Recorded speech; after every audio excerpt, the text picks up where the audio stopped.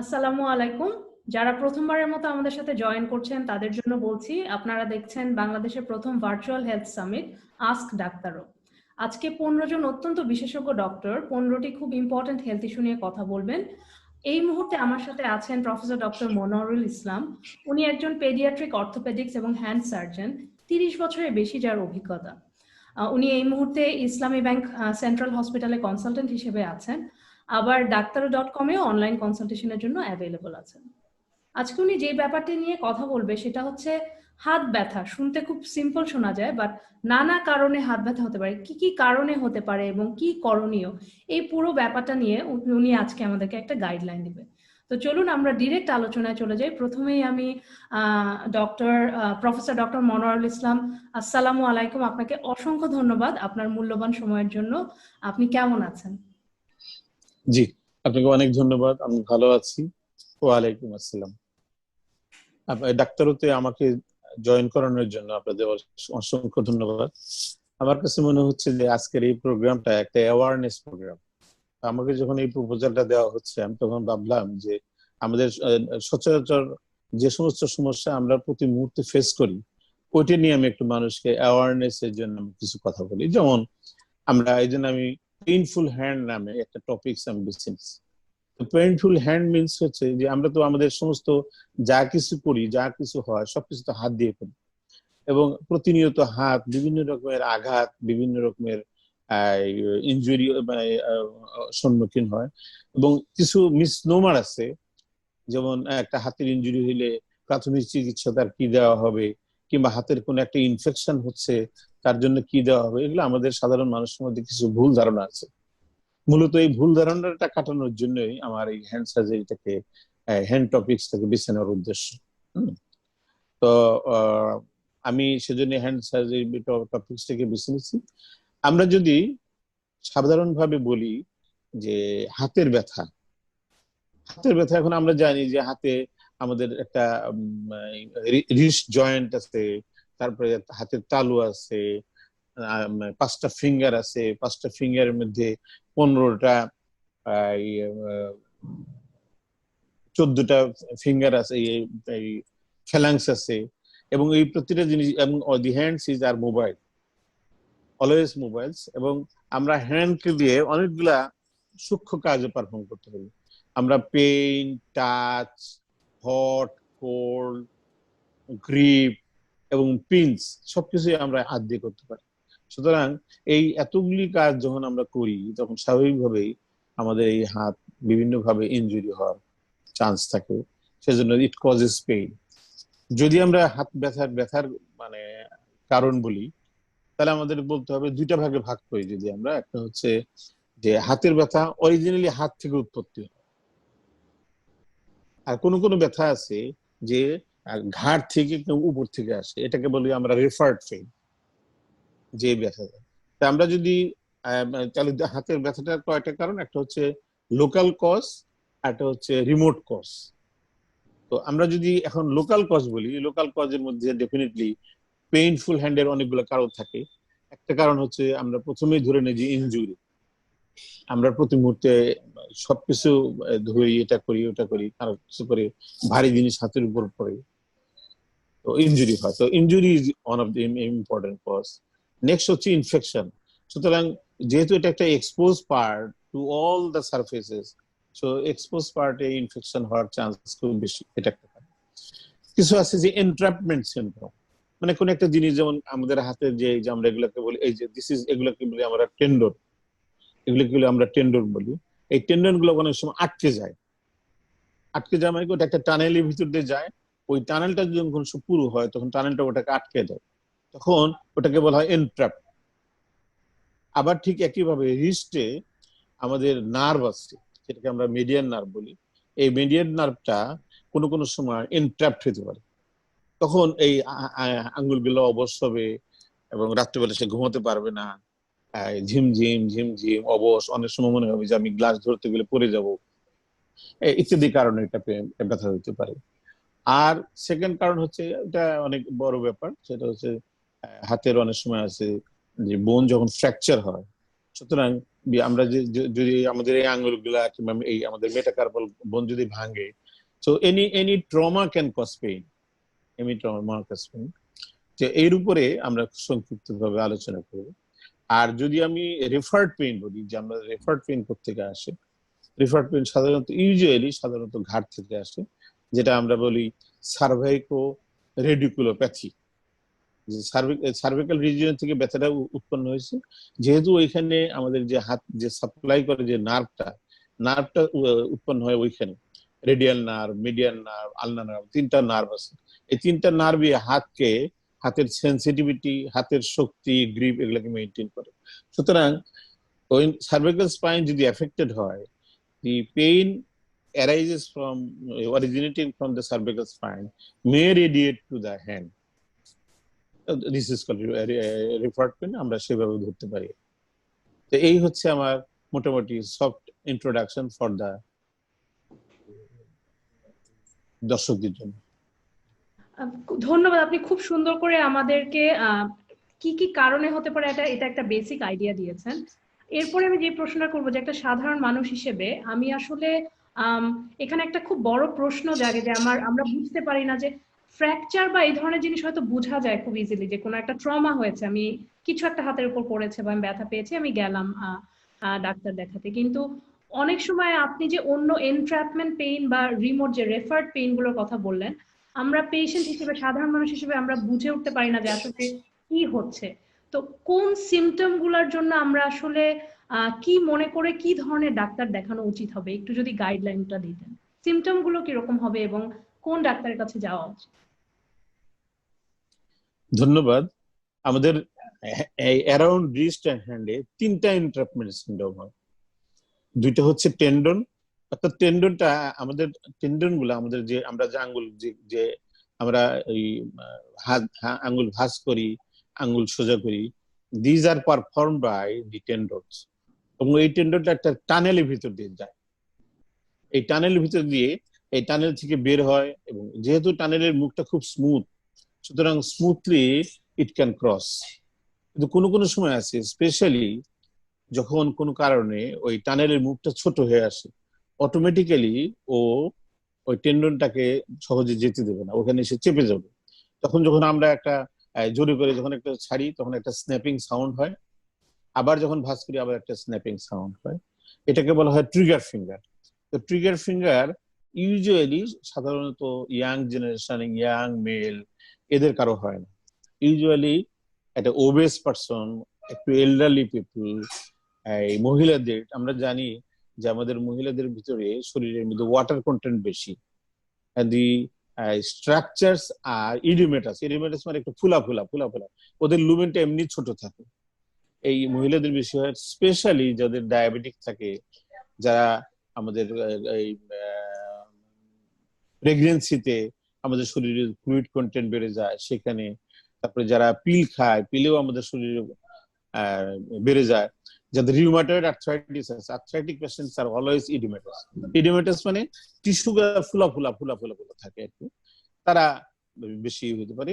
একটা হচ্ছে যে রিস্টের উপরে, এখানে এটাকে বলা হয় ডিকোয়ারভেন্স ডিজিজ। দ্যাট মিনস যে আমাদের যে একটা টেন্ডন আছে, যে টেন্ডনটাকে দিয়ে যে থাম মুভ করে, এক্সটেনশন টেন্ডন, এই টেন্ডনটা যদি এন্ট্রাপ্ট হয়, তখন আমরা যখন এক্সটেনশন করব, আমরা যখন এই আঙুল সোজা করব, আঙুল যখন ভাঁজ করব, তখন ওইখানে ওটা স্ন্যাপিং হবে এবং ব্যথা হবে। এটাকে বলা হয় de Quervain's disease or tenovaginitis of extensor Brevis.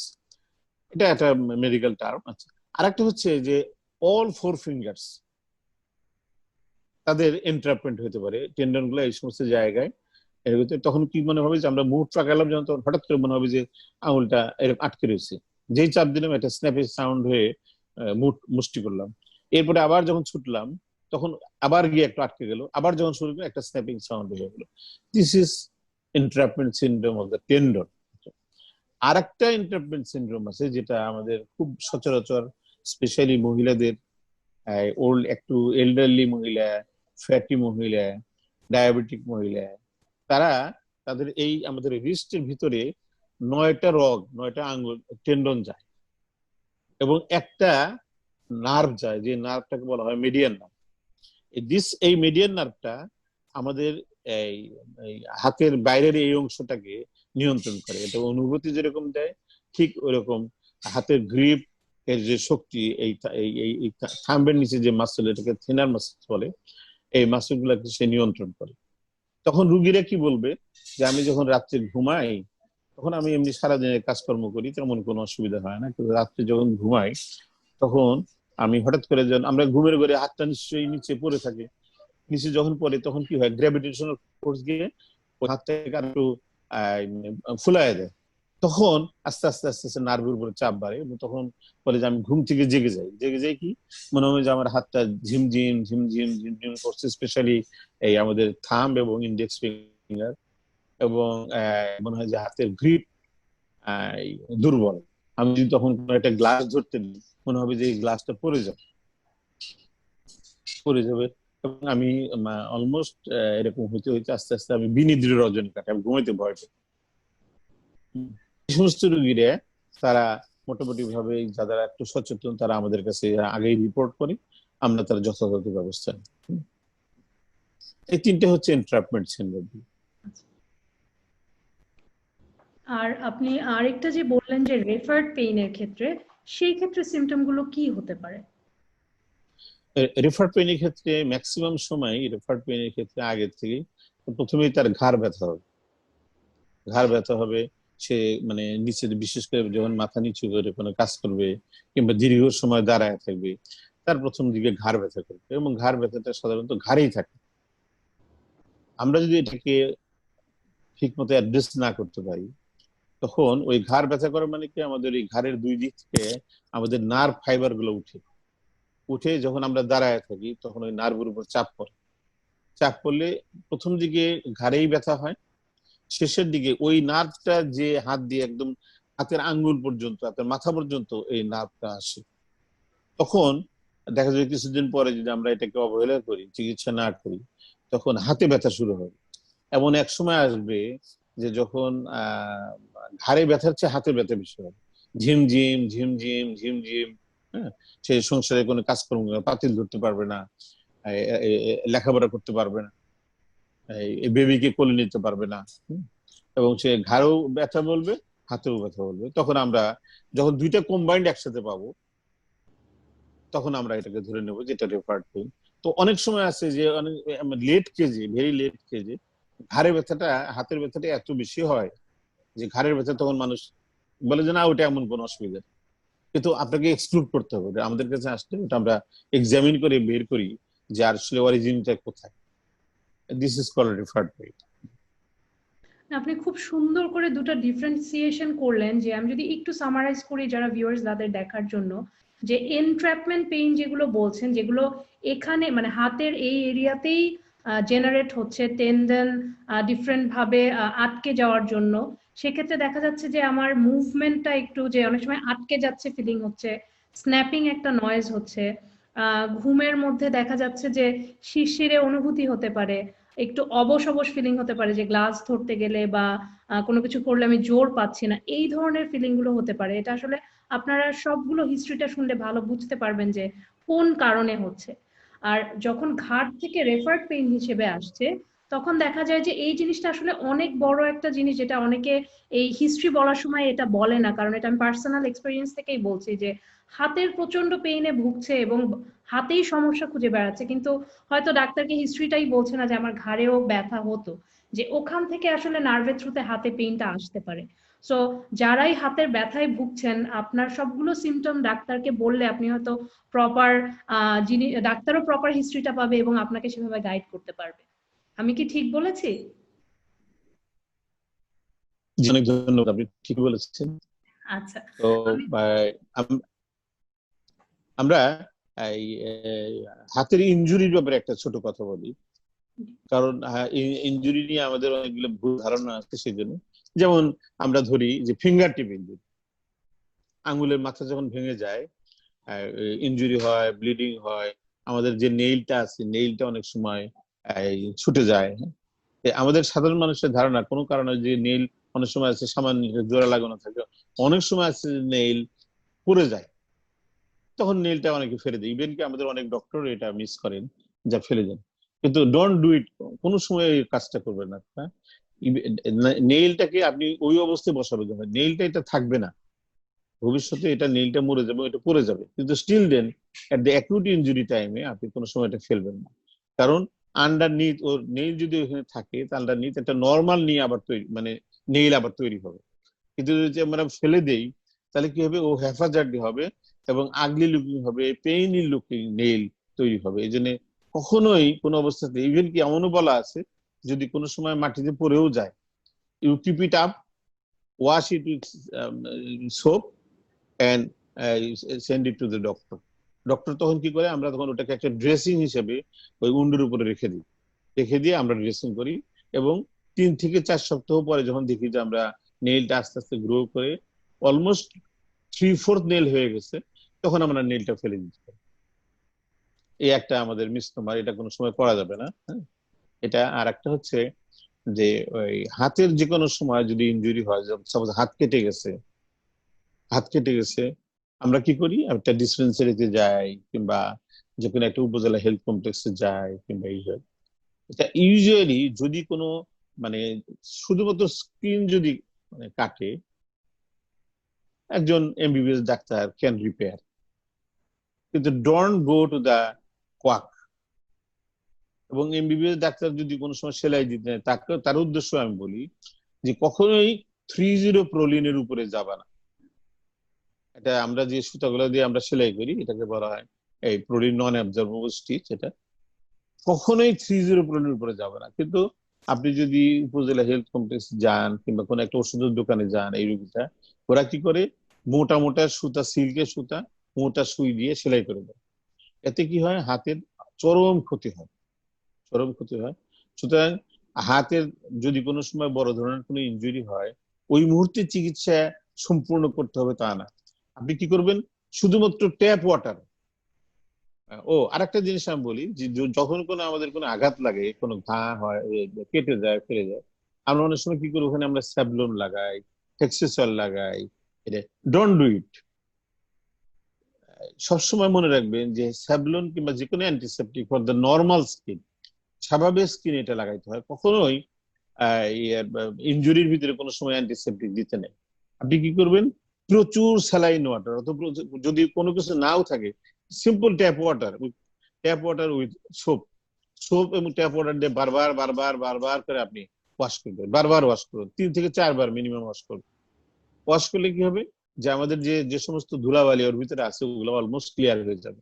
Then you give a soft dressing এবং কিপ ইট রেস্ট। একটা গলার সাথে হাত ঝুলিয়ে দিয়ে, হাতটা এমন ভাবে থাকবে, হাতটা বুকের সাথে থাকবে, and then you send to the higher centre, tertiary centre, যেখানে এটা রিপেয়ার হয়। এটা স্পেশালি দরকার হচ্ছে মোটামুটি ভাবে, যদি হাতের আঙ্গুল ভাঙে, তার সাথে যদি আমরা ধরেই নেই যে হাতের আঙ্গুলও যদি ভাঙে, একসাথে কাটলো এবং হাতের আঙ্গুলও ভাঙলো, ধরে নিতে হবে যে তার টেন্ডন গুলো কাটছে। সুতরাং টেন্ডন কাটছে কি কাটছে না, কোনো কোনো সময় আছে এটা হয়তো ওই সময় আমি ইনিশিয়ালি বুঝে নাও যেতে পারে বাই দা এই উপজেলা health complex or quack. Better for a good result, you do the primary treatment, washing, repeated washing with soap water, soft dressing, and elevate with a sling and send it to the tertiary center. এটা হচ্ছে মানে important, দুইটা জিনিস important, আমরা কোনো সময় এটা miss না করি।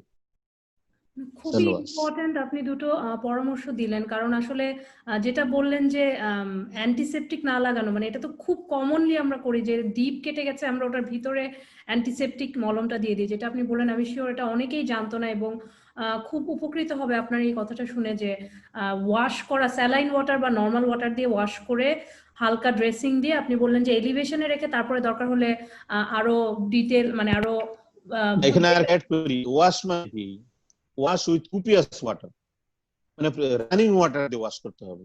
যেমন এরকম হলো যে অল্প পানি নিলাম, আস্তে আস্তে করে পানি ঢাললাম, সাবান দিলাম, নো, একদম রানিং ওয়াটার। রানিং ওয়াটার হবে যে যাতে এই পানির ফ্লোতে যাতে ময়লা সব চলে যায়।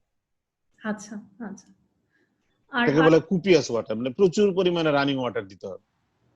আচ্ছা, আর আরেকটা যেটা আপনি বললেন নখের ব্যাপারে, এই ধরনের অ্যাক্সিডেন্ট স্পেশালি বাচ্চাদের ক্ষেত্রে তো অনেক হয় যে নখটা উল্টে গেল বা কিছু, আমরা কিন্তু দেখা যায় যে আমরা মনে করি যে একটু লেগে আছে আমরা আরো এটা ফেলে দিই, ওখানে টান খেলে আরো বেশি ব্যথা পাবে, আমরা এটা ফেলে দিই। কিন্তু আপনি বললেন যে ইভেন যদি পড়েও যায় ওটাকে স্টেরিলাইজ করে আবার লাগিয়ে রাখাটা, যাতে পরের যে নেইলটা আসবে সেটা ডিফর্মড না হয়, সুন্দরভাবে উঠে। সো আসলে এই ইনফরমেশন গুলা আমার মনে হয় যে যে একটা কিছুটা একটা প্রাথমিক চিকিৎসার পর্যায়ে পড়ে, যেটা আমাদের বাসায় ইনস্ট্যান্টলি আমরা করি, খুবই ইম্পর্টেন্ট যারা শুনছেন তাদের জন্য, যে অবশ্যই কথাগুলো মনে রাখবেন যে কিভাবে আপনি হ্যান্ডেল করবেন, এবং তারপরে নিয়ারেস্ট আপনার যেখানে গিয়ে প্রপার ট্রিটমেন্টটা নেওয়া যায় সেভাবে আপনি নিবেন। তো আমি জি এখন পরের প্রশ্নটাতে চলে যাব। সেক্ষেত্রে আমি একটু জানতে চাবো যে আপনি আমাদেরকে কতগুলো সিচুয়েশনের কথা বললেন, ট্রমার কথা বললেন, এনট্র্যাপমেন্ট পেইনের কথা বললেন, রেফার্ড পেইনের কথা বললেন। এই ধরনের সব ক্ষেত্রেই আসলে রোগী কোন ধরনের ডাক্তারের কাছে যাবে, এটা নিয়ে একটা অনেক বড় কনফিউশন আছে, যে আমি কি অর্থোপেডিকের ডাক্তারের কাছে যাব, না আমি রিউমাটোলজি যিনি স্পেশালিস্ট তার কাছে যাব। এটাতে একটা কনফিউশন কাজ করে। এটা আসলে একটা রোগীর জন্য গাইডলাইনটা কি হওয়া উচিত, কাকে দেখাবেন উনি? পেশেন্টের যদি ট্রমা হয়, ইনজুরি ইনফেকশন যদি হয়, definitely he will go to a doctor, orthopaedic doctor, definitely. তবে হ্যাঁ, আপনি যেটা বলছেন, যেমন আমাদেরকে রিউমাটয়েড হ্যান্ড বলি আমরা, কিছু কিছু সিস্টেমিক ডিজিজ আছে যেটা ক্রনিক ইনফ্লামেশন, অর্থাৎ অনেক দিন থেকে এই সিস্টেমেটিক ডিজিজ আছে। এই সিস্টেমিক ডিজিজ গুলা ক্যান ইনভলভ দি হ্যান্ড। এটা এটা এটা এবারে রিউমাটয়েড হ্যান্ড বলে, অস্টিওআর্থ্রাইটিক হ্যান্ড বলে। স্পেশালি আমাদের যারা 50 মহিলা আছে, যাদের মেনোপজ হয়ে গেছে, তাদের তো অবশ্যই মেনোপজ হওয়ার পরে কোনো মহিলাকে আমরা সাধারণত সেনাইল অস্টিওপোরোসিস বলি, এবং ইনভেরিয়েবলি তাদের হাড়ের ক্ষয় থাকে। এবং হাড়ের ক্ষয়ের প্রধান ফার্স্ট সিমটম হচ্ছে তার হাতে ব্যথা করবে, এবং হাতে ব্যথা করবে বলে প্রথমে বলবো যে ডাক্তার সাহেব, ব্যাপার আমি যাই কিছু কাজ করি হাতে ব্যথা, হাতে ব্যথা, হাতে ব্যথা হয়। আপনি জাস্ট সিম্পল একটা টেস্ট করে এটাকে আপনি ডিফারেন্সিয়েট করতে পারবেন। প্রথম হচ্ছে হিস্ট্রি নিলেন, তার বয়সটা দেখলেন, তার মাসিক বন্ধ হয়েছে কিনা সেটা দেখলেন, এবং তার প্রফেশনটা কি, সে একদম সেডেন্টারি ওয়ার্কার না কোনো কাজ করে খায়, তাদের দেখলেন। বিশেষ করে যারা একটু সোসাইটি মেনটেন করে, যারা ফিজিক্যাল লেবার, ফিজিক্যাল অ্যাক্টিভিটি কম করে, তাদের এই অস্টিওআর্থ্রাইটিস আরো বেশি হয়। আপনি জাস্ট কিপ মানে hold his hand and squeeze. In earliest osteoarthritic pain, যেটা বয়সের কারণে হাড়ের ক্ষয়ের কারণে হয়, this will be the earliest sign. when you squeeze it, it will cause pain. এটা ডিফারেন্সিয়েট করা একটা মোক্ষম জিনিস, এটা হলো একটা। সুতরাং definitely the part belongs to the orthopedic surgeon. Regarding the rheumatology, rheumatoid এবং বিশেষ করে রিউমাটয়েড এবং এসিলি নামে একটা ডিজিজ আছে আমাদের, সিস্টেমিক লুপাস এরিথেমেটোসিস, সেখানেও হাত ইনভলভ হইতে পারে। এবং হাত ইনভলভ হলে ইউজুয়ালি আর্লি স্টেজে সিস্টেমিক, যেহেতু সিস্টেমিক, একজন রিউমাটোলজিস্ট এই ক্যান ট্রিট। কিন্তু কোন এক সময় আসে যে ফিঙ্গার গুলা এত স্টিফ হয়, এত স্টিফ হয়ে যায়, এবং আলটিমেটলি এটা ডিফর্মড হয়। সো বিফোর স্টিফনেস এবং before deformity, one must come to the rheumatologist or the any medicine doctor should refer for the deformity, or to prevent the deformity, to maintain the function of the hand. অবশ্যই একজন hand সার্জনকে পাঠাতে হবে, আর hand surgeon যদি না পাওয়া যায় একজন orthopaedic সার্জনকে পাঠাতে হবে। অসংখ্য ধন্যবাদ আপনার এই গাইডলাইনটার জন্য, কারণ এই প্রশ্নগুলো আমাদের কাছে আসে, অনেকেই এসে জিজ্ঞেস করে যে আমার এই ধরনের প্রবলেম হচ্ছে, আমি কোন ডাক্তারকে দেখাবো। তো এই জিনিসটা আসলে রোগীদেরকে প্রপার অ্যান্সার দিবে যে তারা আসলে কোথায় গেলে তার প্রবলেমটার সলিউশন হতে, তার জন্য বেস্ট সলিউশন পেতে পারেন। এরপরে আমি একটু চিকিৎসার ক্ষেত্রে চলে যাব, যে আসলে যে কোনো কিছু হলে প্রথমে আমাদের যেটা কাজ করে আমরা ভয় পেয়ে যাই, এবং অনেক ক্ষেত্রে অ্যাভয়েডও করি যে গেলে কি না কি হবে, থাক আমি আর একটু দেখি। তো একটু যদি আমাদের প্রত্যেকটা আপনি যা যা হাতের যে যে ধরনের অসুখের কথা বললেন, যে যে প্রবলেম, চিকিৎসার একটু ব্রড এন্ডে কিরকম হতে পারে একটু যদি আমাদেরকে আইডিয়া দিতেন। আচ্ছা, ধরেন প্রথমে আমরা ধরে নিই ইনজুরি। জি। ইনজুরি, ফিঙ্গার টিপ ইনজুরি দিয়ে শুরু করি। ফিঙ্গার টিপ ইনজুরি যদি হয় আসে আমাদের কাছে উইথ অর উইদাউট নেইল, আমরা সবসময় প্রেফার করব, বলবো যে এই মেসেজ দেব যে নেইল কখনো ফেলে দেবেন না। আমরা কি করি, এখানে আসার পরে একই জিনিস করি, আমরা স্টেরাইল সলিউশন দিয়ে এটাকে ওয়াশ করি with soap, antiseptic only soap, soap ছাড়া কিন্তু অন্য কিছু না। আমাদের বাজারে যে সমস্ত স্যাভলন, এই হেক্সিসল এগুলো পাওয়া যায় কিংবা প্রোভিডেন্ট পাওয়া যায়, নো, আমরা ওয়াশ করি, ওয়াশ করে যখন এক্সপোজ যতটুকু সম্ভব আমরা টিস্যু গুলোকে রিপেয়ার করার চেষ্টা করি, আমরা সেলাই করি। এবং এই ফিঙ্গার টিপ ইনজুরিতে সেলাই কোনো অবস্থাতেই বাচ্চাদের বেলায় হলো 60, একদম ফাইন সুতা, যত ফাইনেস্ট সম্ভব সেটা, আর বড়দের বেলায় 40 উপরে না করে আমরা ওটা রিপেয়ার করে ফিঙ্গার নেইলটা ওখানে রেখে আমরা গলার সাথে হাত ঝুলাই দিই। এবং সাধারণত হাতের এই সেলাইগুলো আমরা সাধারণত 8 থেকে 10 দিনের মধ্যে কেটে দিই। কিন্তু যদি পেশেন্টের নেইল থাকে, আমরা ওই পেশেন্টকে আনঅ্যাটেন্ডেড ছেড়ে দিই না, গার্জিয়ানদেরকে আমরা বুঝিয়ে দিই যে আপনি কোনো অবস্থাতেই যেন নেইল, বাবু যদি ফেলতেও চায় ফেলতে দেবেন না, যদি পরেও আপনি লাগাই দিন। এটা গেল একটা। রিগার্ডিং দি ফ্র্যাকচার, ফ্র্যাকচার ডেফিনেটলি ফ্র্যাকচার হইতে পারে। আমরা যখন কোনো এই আঙ্গুলের হাড্ডি ভাঙে তখন তাকে বলি ফ্র্যাকচার। আবার অনেক সময় আছে ভেরি লাইকলি যে আমাদের এই যে জয়েন্ট গুলো আছে, যে এমপি জয়েন্ট বলি আমরা, এই জয়েন্ট গুলো ছুটে যায়, ডিসপ্লেস হয়, এটাকে বলে যে আমরা ডিসলোকেশন। তো ডিসলোকেশন এবং ফ্র্যাকচার যাই হোক,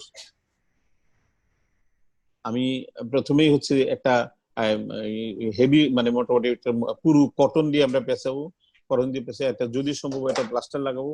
যদি প্লাস্টার যে নাও লাগানো যায়, অন্য কিছু না দিয়ে গলার সাথে হাত ঝুলে দিয়ে জাস্ট হাতটা উপরে থাকবে, you send it to orthopaedic surgeon. মানে চিকিৎসা না হওয়ার চেয়ে, মানে মেল ট্রিটমেন্ট হওয়ার চেয়ে চিকিৎসা না হওয়া ভালো, একটা প্রবাদ আছে। সুতরাং যে আমি যে জিনিসের সম্পর্কে আমার স্পষ্ট ধারণা নাই, আমি সেই জিনিসটা চিকিৎসা দিয়ে আমি রোগীর ক্ষতি করতে পারি না, একটা। আরটা হচ্ছে যে রিগার্ডিং দ্য ইনফেকশন, অনেক সময় আছে যে হাতের যে ইনফেকশন হয়, বিশেষ করে যে এই ইনফেকশন গুলা, যেমন আমাদের নেইল বেডি ইনফেকশন হয়, যেটাকে আমরা বলি প্যারোনাইকিয়া, এই প্যারোনাইকিয়া বলি আমরা, এটা কিন্তু রিপিটেড হয়। রিপিটেড হইলে তখন আমাদেরকে ওখানে আমরা ইউজুয়ালি ইনিশিয়ালি অ্যান্টিবায়োটিক খাইলে কোনো কাজ হয় না, ওখানে আপনার পুজ রয়ে গেছে, আপনি অ্যান্টিবায়োটিক দিবেন, কোনো কাজ হবে না। আপনাকে ডাক্তারের কাছে আসতে হবে, ডাক্তার এটাকে স্পেশালি সার্জারি করবে। এবং সার্জারিতেও একটা স্পেশাল টেকনিক আছে যেটা আমাদের সাধারণত কমন মেডিকেল গ্রাজুয়েটরা এটা জানে না। সুতরাং প্রিফারেবলি হচ্ছে যে just you open up the nail margin, সামান্য একটা মার্জিন কেটে এটা ওপেন আপ করে ওখানে পরিষ্কার করে ধুয়ে পরিষ্কার কিউরেট করি, আমরা ওটাকে ছেঁচে ফেলে দিয়ে আমরা কিপ ইট ওপেন, আমরা ওইটা ওপেন রেখে ওইটাকে আমরা আস্তে আস্তে মানে হিল ফ্রম দ্য বেড হতে হবে। এটা হচ্ছে প্যারানাইকিয়া। এবং আমরা অ্যান্টিবায়োটিকটা আমরা সাধারণত দেবো যদি সম্ভব হয়, এটা কোন একটা ল্যাবরেটরিতে পুষটা নিয়ে পরীক্ষা করে ওই অনুযায়ী আমরা সেন্সিটিভ অ্যান্টিবায়োটিকটা দেবো। আচ্ছা, নেক্সট হচ্ছে কোনো কারণে যদি কোনো হাতে ইনফেকশন হয়, বিশেষ করে যে টেন্ডন, এই টেন্ডন যদি ইনভলভ হয়, টেন্ডন ইনভলভ হওয়া খুব খারাপ জিনিস, কারণ টেন্ডনটা সরাসরি একদম এইখানে ইনভলভমেন্ট হলে এইখানে চলে আসে, কারণ টেন্ডনের পা দিয়ে টেন্ডনটা ইনফেকশনটা ছড়ায় যায়। এবং দেখবেন যে প্রথম দেখবেন যে এখানে তার যে পাম আছে, পামটা ফুলে উঠবে এবং হাত ব্যথা এবং পাম ফুলে উঠবে। পাম ফোলার কোনো সিগনেচার মানে হলো এর ভিতরে অনেক পুঁজ জমছে। Immediately send it to orthopedic surgeon and on the status probably he will do the surgery. আমরা জাস্ট একটা ইনসিশন দিয়ে একটা স্পেশাল টেকনিক আছে যে আমরা পুঁজগুলো বের করে দিই, বের করে দিয়ে আমরা ওটাকে কালচার সেন্সিটিভিটি করে অ্যান্টিবায়োটিক দিই। এবং যতক্ষণ মতো তার ঘা না শুকায়, ইউজুয়ালি 2 weeks to 3 weeks, আমরা হাতটাকে এলিভেট করে রাখি। এলিভেট করে রাখি যদি পামে হয়, আমরা এলিভেট করার সাথে সাথে আমরা সাথে সাথে আবার ফিঙ্গার মুভমেন্ট দিয়ে দেবো। কারণ 3 সপ্তাহ পর্যন্ত যদি আপনি ফিঙ্গার মুভমেন্ট না দেন, তাহলে আঙ্গুলগুলো আবার স্টিফ হয়ে যাবে। সুতরাং অ্যাজ আর্লি অ্যাজ পসিবল এটা ট্রিটমেন্ট করতে হবে এবং তার মুভমেন্টও দিতে হবে। So treatment and rehabilitation programme should go side by side, এটা গেল একটা। আর রেফার্ড পেইনের ক্ষেত্রে এন্ট্রাপমেন্ট সিনড্রোমের কথা তো বললাম, যে আমাদের সবচেয়ে বেশি এন্ট্রাপমেন্ট সিনড্রোম ডিজাস্টার্স হচ্ছে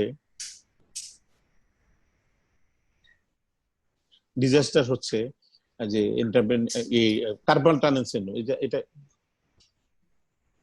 স্পেশালি যে কার্পাল টানেল সিনড্রোম, এই carpal tunnel syndrome specially elderly মহিলা, একটা অ্যাফ্লুয়েন্ট সোসাইটির মহিলারা বেশি আছে, এদেরকে আমরা বলবো যে অ্যাজ আর্লি অ্যাজ পসিবল ডাক্তারের সাথে দেখা করেন।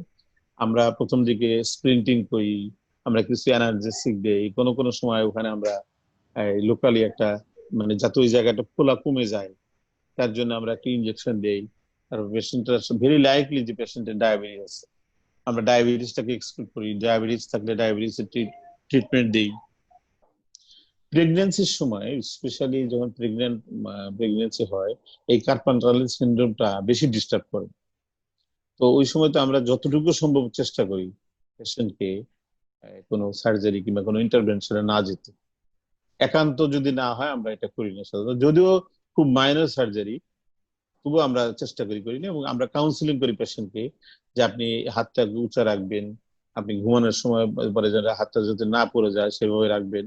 আর অলওয়েজ একটু সফট, একটা সফট বেলুন নিয়ে আস্তে আস্তে করে চিপবে ছাড়বে, চিপবে ছাড়বে খুব সফটলি, হ্যাঁ।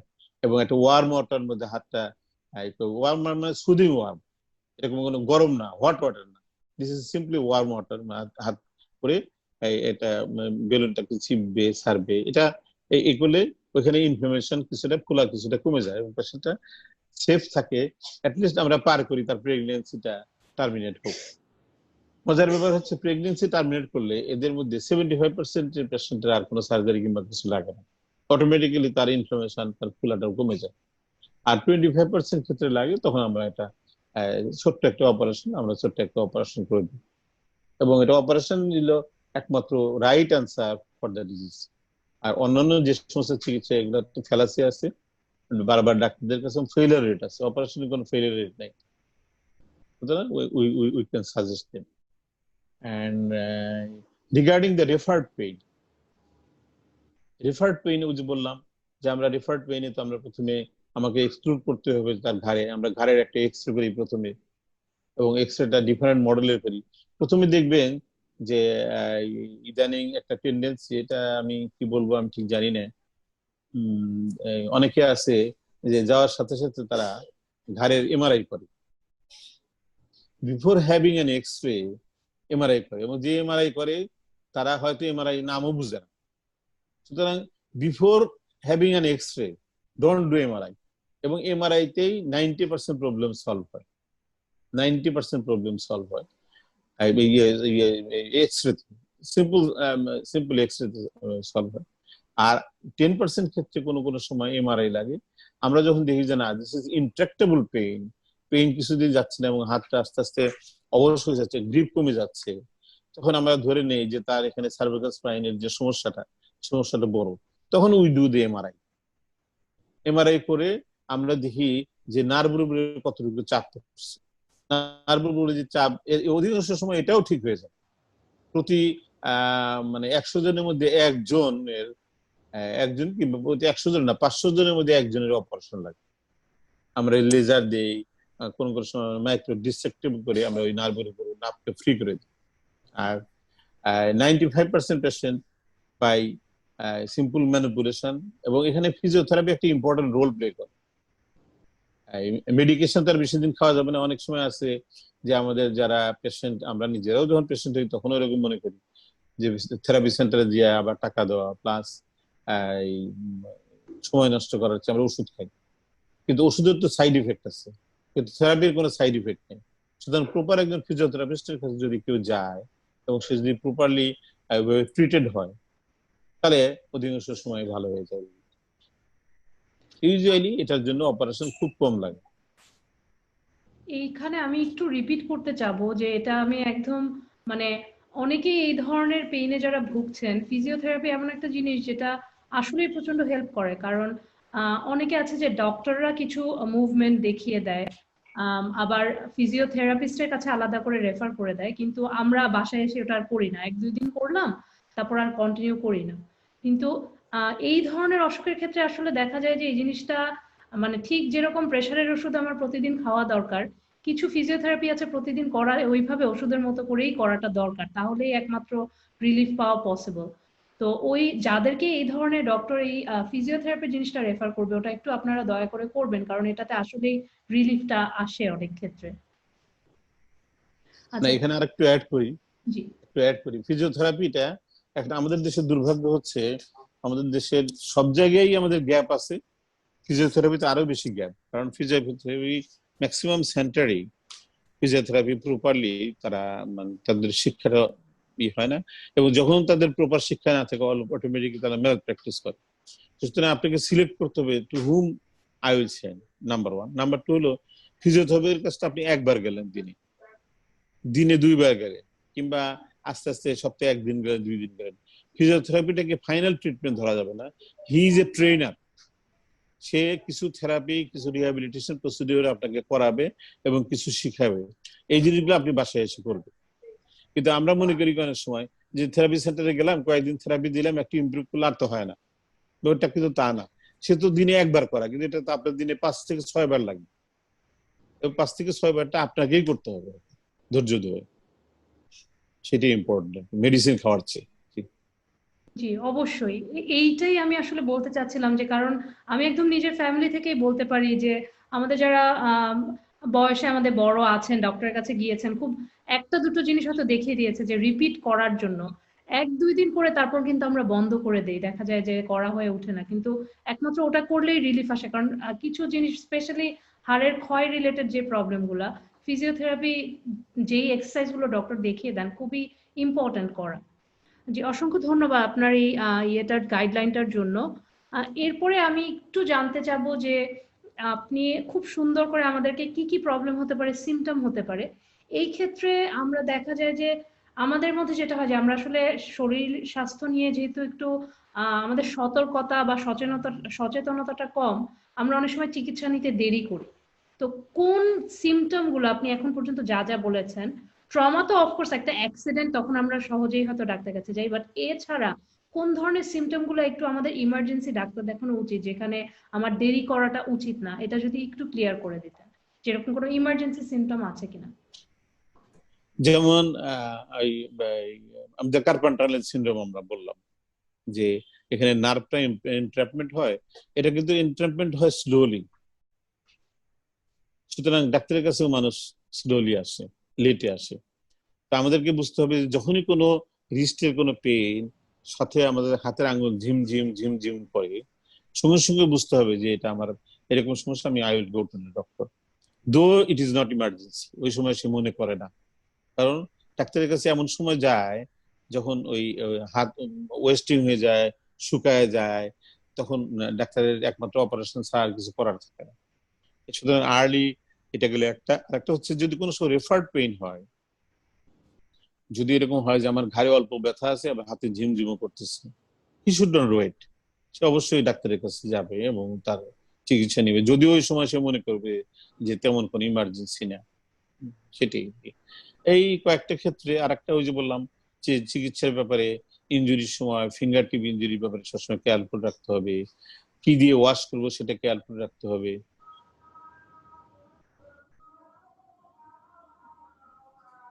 কি দিয়ে ওয়াশ করবো সেটা কেয়ারফুল রাখতে হবে, কুপিয়াস ওয়াটার দিয়ে, রানিং ওয়াটার দিয়ে ওয়াশ করতে হবে, রানিং সোপ ওয়াটার দিয়ে ওয়াশ করতে হবে, সফট ড্রেসিং করতে হবে, এবং হাতটা মানে আরাম করে একটা স্লিং এর সাথে রাখতে হবে, যাতে অ্যান্টি গ্র্যাভিটেশনাল ফোর্স কাজ না করে। এই জিনিসগুলো আমাদের সবসময় খেয়াল রাখতে হবে। ইভেন কি it can be done at home, কারণ ইনিশিয়ালি বাসায় যখন কোনো অ্যাক্সিডেন্ট হয়, একটা ডাক্তারের কাছে যেতেও তো 1 ঘন্টা সময় থাকে। সুতরাং এই আধা ঘন্টা সে কি ব্যথা ভুগবে, সে কি কষ্ট ভুগবে, তার ক্ষতি আরো বেশি হবে না। আমরা প্রাইমারি চিকিৎসা হিসেবে সেটা আমরা নিজেরাই ট্রেনিংটা পেতে হবে। আমরা যদি অ্যাওয়ারনেস আমাদের মধ্যে যদি থাকে, এটা আমরা ইজিলি বাসা থেকে করতে পারি।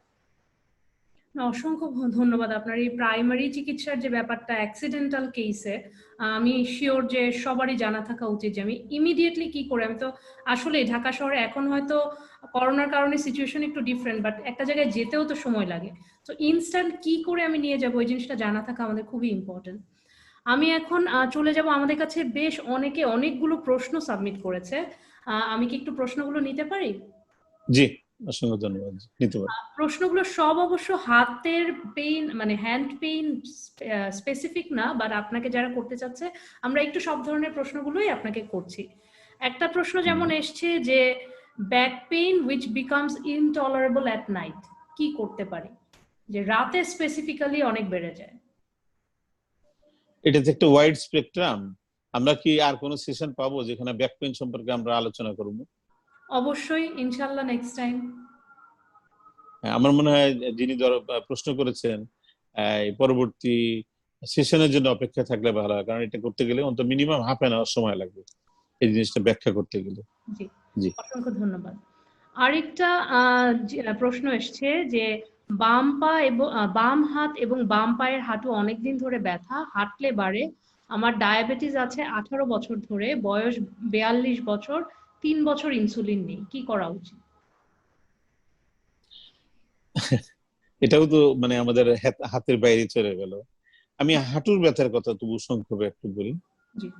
যে আমাদের বয়স যখন হয় তখন আমাদের হাড়ের ক্ষয় হয়। হাড়ের ক্ষয় হইলে হাড়টা দুর্বল হয়, অটোমেটিক্যালি জয়েন্টও দুর্বল হয়।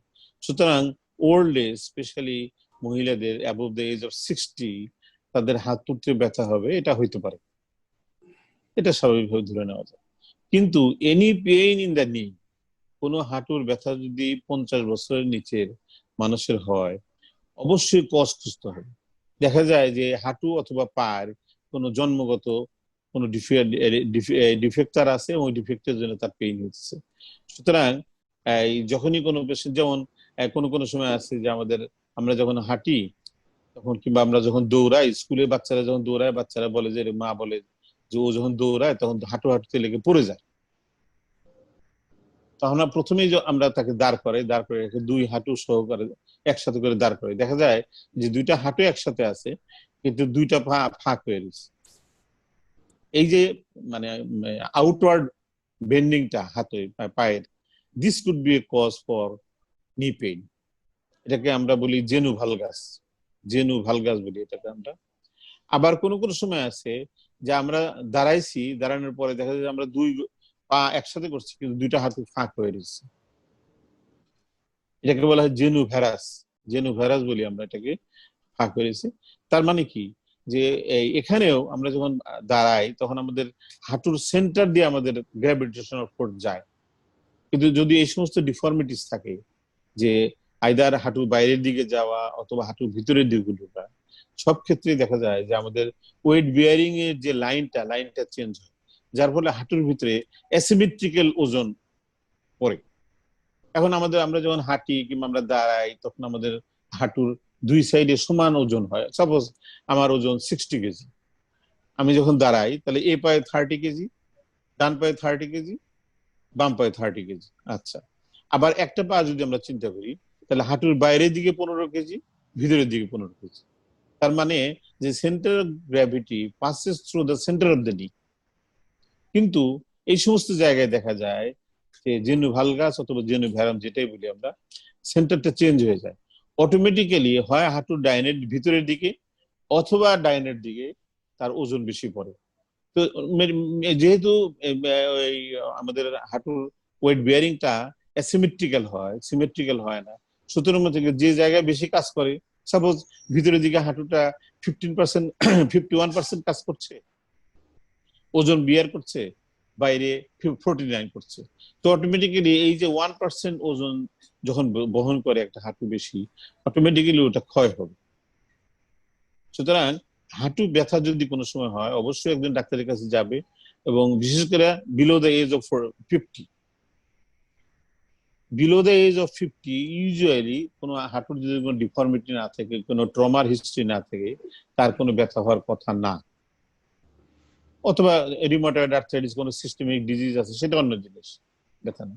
তাহলে ইউ মাস্ট লুক ফর নি অ্যান্ড ফুট, এই দুটাকে দেখতে হবে, ওইটা অনুযায়ী তার চিকিৎসা নিতে হবে। অসংখ্য ধন্যবাদ। জি। আমি আশা করব উনি একটা গাইডলাইন পেয়ে যাবে আপনার কথা থেকে। এরপরের প্রশ্নটা হচ্ছে, সেটাও হাঁটু ব্যথা নিয়েই, যে আমার দুই হাঁটুতে গত 2 বছর ধরে অনেক ব্যথা, বসতে উঠতে অনেক কষ্ট হয়, ডাক্তার দেখিয়ে অনেক ওষুধ খেয়েছি, যখন ওষুধ খাই তখন ভালো থাকি, কিছুদিন পর আবার ব্যথা শুরু হয়, অনেক কষ্ট হয় হাঁটলে। তো আমি আশা করব যে উনিও আপনার এই, আপনি মাত্র যে অ্যান্সারটা দিলেন এখান থেকেই ওনার অ্যান্সারটা পেয়ে যাবেন। আরেকটা জিনিস বলি, যে হাঁটুর ব্যথা যে কারণেই হোক, আমরা যে স্যান্ডেল ব্যবহার করি, আমরা যে জুতা ব্যবহার করি, সব সাধারণ মানুষের জন্য কিন্তু অ্যাডভাইস হচ্ছে কমন যে ফ্ল্যাট জুতা পরবে, সফট সোলের জুতা পরবে। তার হাঁটু ভালো থাক, হাঁটু অসুস্থ থাক, যাই হোক। হ্যাঁ, এখন আমাদের তো একটা ট্রেন্ড হচ্ছে হিল পরা কিংবা হিল জুতা, এটা কখনোই কমফোর্টেবল না। হার্ড জুতা কখনোই কমফোর্টেবল না। যে শক্ত জুতা পরে, যে হিল পরে, তার কোনো না কোনো সময় তার হাঁটু ব্যথা হবে এবং কোমর ব্যথা হবে, হবেই। এটি নিয়ে কোনো দ্বিধা নেই। সুতরাং আমাদের এই ব্যাপারে সবসময় কেয়ারফুল, সবসময় ফিজিওলজিক্যাল অ্যাসপেক্টে ভাবতে হবে যে কোনটা সবচেয়ে সুদিং ড্রেস। জুতা জোড়া আমার সুদিং হতে হবে। এবং কমন কথা হচ্ছে যে জুতার মধ্যে অনেক কাজকর্ম করতে হয় ডিফর্মিটি অনুযায়ী, কিন্তু কমন কথা হচ্ছে সব দি সোল শুড বি সফট, নরম জুতা হইতে হবে, আর হিল হওয়া যাবে না। এটা কমন কথা। অসংখ্য ধন্যবাদ। এটা আসলে স্পেশালি মেয়েদের জন্য খুব মানে আজকাল সব ফ্যাশনেই দেখা যাচ্ছে আমরা অনেক রকম জুতা পরছি, যেটা হিল তো আছেই, আবার আপনি যেটা বললেন যে সফট না, মানে ইভেন ফ্ল্যাটও পরছি বাট খুব হার্ড সোলের জুতা। এবং আসলেই কিন্তু দেখা যায় যে লম্বা টাইম পরে হাঁটার পরে ওই দিনই পেইন শুরু হয়ে যায়, আর লং টাইম হয়তো আরো অনেক প্রবলেম হতেই পারে। সো এটা আমরা অবশ্যই আমাদের জুতা সিলেক্ট করার ব্যাপারে অবশ্যই এই জিনিসটা চিন্তা করে নেওয়া উচিত। লাস্ট একটা প্রশ্ন এসছে, সেটা হচ্ছে আমার বাম পায়ের গোড়ালিতে ব্যথা, টরি 90 একটি করে 10 দিন খেলাম, সাথে ডাইক্যালট্রল প্লাস একটি করে খাচ্ছি। ব্যথা কমে কিন্তু এখনো কম, তবে আছে, কি করা উচিত? বাম পায়ের গোড়ালিতে ব্যথা। ধন্যবাদ। বাম পায়ের গোড়ালিতে ব্যথা সাধারণত 7টা কারণে পায়ের গোড়ালিতে ব্যথা হয়। 7টা কারণগুলোর ভিতরে এটা একটা বিস্তৃত আলোচনার ব্যাপার আছে। তবু আমরা কমন যে কথাটা বলি, আমরা এটাকে বলি আমরা এই প্ল্যান্টার ফ্যাসাইটিস, অর্থাৎ আমাদের গোড়ালির সাথে গোড়ালি এবং আমাদের সামনে যে আঙ্গুলগুলো আছে, এই আঙ্গুলগুলো যে এইভাবে একটা বো শেপড হয়ে রয়েছে due to the presence of strong fibre, এটাকে বলা হয় লিগামেন্ট বলি আমরা, লং প্ল্যান্টার লিগামেন্ট বলি। এই লিগামেন্টটা মানে একটা রগ, যেটা এই গোড়ালিতে লাগানো থাকে, আর সামনে গিয়ে অনেকগুলো ব্রাঞ্চ হয়, 5টা ব্রাঞ্চ হয় আমাদের এই আঙ্গুলের বেজ লাইনে গিয়ে লাগানো থাকে, এন্ড মেইনটেইন দি আর্চ, এটাকে মেইনটেইন। কোনো কোনো সময় দেখা যায় যে এই যে এই আর্চের উপরে এই গোড়ালির ওই যেখান থেকে অরিজিনেট করছে সেখানে টান পরে। এবং যখনই এই ধরনের কোনো রুগী আসে, আমরা অবশ্যই তার হিল পরে কিনে, হার্ড সোলের জুতা পরে কিনে, তারা প্রফেশনটা কি সেই প্রফেশনটা আমরা দেখি। হ্যাঁ, এগুলো একটা। আর অনেক সময় আছে যে টিউবারকুলোসিস এর কারণে, রিউমাটয়েড আর্থ্রাইটিস এর কারণে এটা ব্যথা হয়, যদিও ভেরি রেয়ার। তো ইউজুয়ালি যখন আমরা গোড়ালিতে ব্যথা হয় এবং আমরা ধরে নিই এটা যে প্ল্যান্টার ফ্যাসাইটিস, আমরা রোগীদেরকে বলি যে this is self limiting disease, এটা একসময় হয়েছে এবং আস্তে আস্তে এটা এমনি সেরে যাবে। কিন্তু এই চলাকালীন সময়ে, অসুখটা চলাকালীন সময়ে আপনাকে আগে এগুলো এক্সক্লুড করতে হবে যে আমাদের ফ্ল্যাট ফুট আছে কিনা, পাটা একদম মাটির সাথে মিশে যায় কিনা, অথবা পাটা উঁচু কিনা, যে শুধু সামনে আঙ্গুল লাগে পিছনে গোড়ালি লাগে, পাটা একদম ঢেউয়ের মতো অন্য কারণ উঁচু কিনে, এগুলো আমাদেরকে এক্সক্লুড করতে হবে। এক্সক্লুড করার পরে যদি দেখি যে না, ওগুলো কোনো কিছুই নাই, তখন আমরা কি করি, রোগীদেরকে আমরা অ্যাসিওরেন্স করি, আমরা তাকে কিছুদিন রেস্ট দিই, একটু হালকা অ্যানালজেসিক দিই, একটা হট কম্প্রেশন দিই। কোনো কোনো সময় ভেরি রেয়ারলি আমরা অনেক সময় ওখানে একটা লোকাল একটা ইনজেকশনও দিই, যে পেইন কিলার ইনজেকশন না, অ্যান্টি ইনফ্লেমেটরি, যেখানে প্রদাহ হচ্ছে, প্রদাহ নির্মূলের জন্য, প্রদাহ যাতে রেসপন্স না করে সেই জন্য একটা ইনজেকশন দিই। Very rare. তো যদি আগে প্রথম কথা হচ্ছে যে কোনো মানুষ যদি শক্ত জুতা কখনোই না পরে, একথা বলা যায় যে তার কখনো প্ল্যান্টার ফ্যাসাইটিস হবে না। এটা হচ্ছে কথা। অসংখ্য ধন্যবাদ। যারা প্রশ্ন করেছেন তাদের উত্তরটা দেওয়ার জন্য। আমি আশা করব ওনারা খুব সুন্দর একটা গাইডলাইন পেয়ে গেছে আপনার কাছ থেকে, এবং আমরা প্রায় আলোচনা শেষ প্রান্তে চলে এসেছি। আপনি যদি ভিউয়ার্সদের উদ্দেশ্যে কিছু বলতে চান। জি, ডিয়ার ভিউয়ার্স, এতক্ষণ ধরে আপনারা আমাদের এই ডিসকাশনটা শুনলেন, আপনাদের অনেক ধন্যবাদ। এই ডিসকাশনের মাধ্যমে যদি আপনাদের সামান্যতম উপকারও হয়, আমাদের এই প্রোগ্রামটাকে আমরা সফল মনে করি। তো একটাই অ্যাওয়ারনেস, এই জিনিসটা, এই প্রোগ্রামটাকে আমরা অ্যাওয়ারনেস প্রোগ্রাম বলি, সচেতনতামূলক।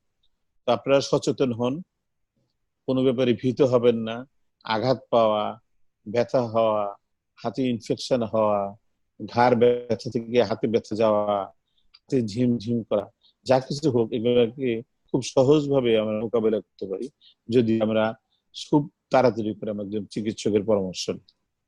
আমরা আশা করি আপনারা সচেতন থাকবেন, আপনারা সুস্থ থাকুন, ভালো থাকুন, আপনাদের জন্য প্রার্থনা। অসংখ্য ধন্যবাদ। আপনি আপনার মূল্যবান সময় আমাদেরকে দিয়েছেন এবং আপনি এত সুন্দর করে গাইডলাইন দিয়েছেন আমাদের ভিউয়ার্সদের জন্য। আপনি একদম আমার মনের কথাটাই বলে দিয়েছেন যে একজনও যদি উপকৃত হয় তাহলে আসলে আমাদের এই পুরো সামিটটার পারপাসটা সার্ভ হবে। আমরা মনে করব যে হ্যাঁ, আমরা পেরেছি আমাদের যে উদ্দেশ্যটা ছিল সেটা পূরণ করতে। তো আমি আবারও অসংখ্য ধন্যবাদ জানাচ্ছি এবং যারা দেখছেন তাদেরকে এতক্ষণ আমাদের সাথে থাকার জন্য ধন্যবাদ জানাচ্ছি। আপনারা সবাই ভালো থাকুন, সুস্থ থাকুন। ধন্যবাদ।